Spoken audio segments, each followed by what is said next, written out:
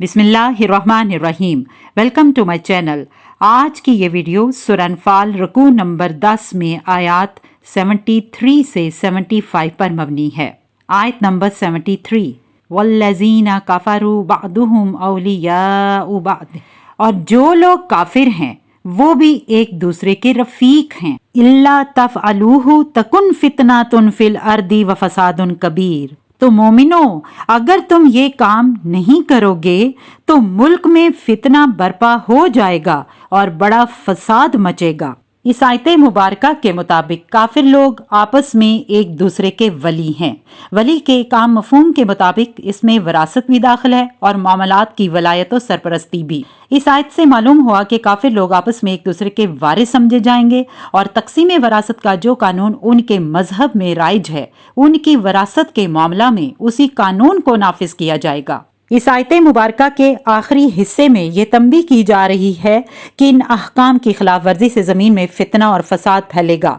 मसलन अगर वो मुसलमान जो कुफार के हाथों जुल्मों सितम बर्दाश्त कर रहे हैं उनकी मदद ना की जाए तो फसाद फैलना जाहिर है, और अगर उनकी मदद की वजह से गैर मुसलिमों के साथ बदअहदी की जाए तब भी वो तमाम मसलहतें पामाल होंगी जिनकी खातिर वो मुआहदा किया गया था। आयत नंबर 74 और 75 के पहले हिस्से में अव्वल दर्जे के मुहाजिर और दोम दर्जे के मुहाजिरीन के बारे में कुरान ने कुछ इस तरह से इरशाद फरमाया, वल्लज़ीना आमनू वहाजरू वजाहदू फी सबीलिल्लाही, जो लोग ईमान लाए और वतन से हिजरत कर गए और अल्लाह की राह में लड़ाइयाँ करते रहे।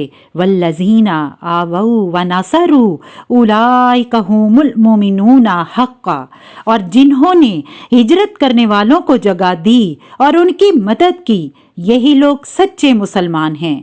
लहुम मगफिरतुम व रिज़्कुन करीम, उनके लिए अल्लाह के यहाँ बख्शिश और इज्जत की रोजी है। वल्लज़ीना आमनू मिन बअदु व हाजरू, और जो लोग बाद में ईमान लाए और वतन से हिजरत कर गए, वजाहदू मअकुम फउलाइका मिनकुम, और तुम्हारे साथ होकर जिहाद करते रहे, वो भी तुम ही में से हैं। इस आयत मुबारका में महाजरीन और अंसार के दोनों ग्रोहों का एक साथ जिक्र करके मोमिनीन सादकीन की खसूसियात के हवाले से एक हकीकी मोमिन की तारीफ का दूसरा रुख पेश किया गया है। इसका पहला रुख सूरह अनफाल की आयत नंबर 2 और 3 में पहले ही मज़कूर है। बंदा मोमिन की शख्सियत का दूसरा रुख इस आयत मुबारका में कुछ यूं सामने आया कि यहाँ जिहाद फी सबीलिल्लाह को एक लाजमी शर्त के तौर पर बंदा मोमिन की खसूसियात में शामिल कर दिया गया है।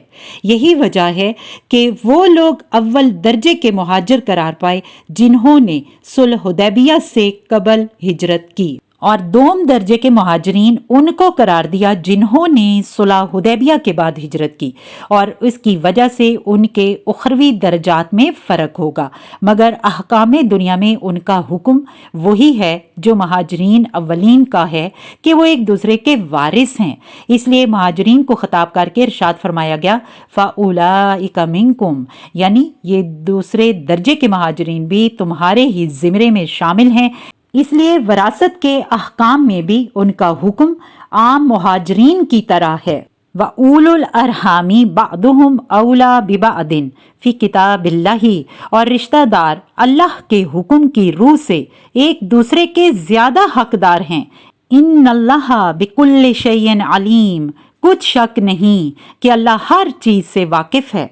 ये सूरह अनफाल की बिल्कुल आखिरी आयत है। उसके आखिर में कानून मिरास का एक जामे ज़ाब्ता बयान फरमाया गया है जिसके ज़रिए उस आर्जी हुक्म को मनसूख कर दिया गया जो अवाइले हिजरत में मुहाजिरीन व अंसार के दरमियान मवाख़ात के ज़रिए एक दूसरे का वारिस बनने के मुतालिक जारी हुआ था।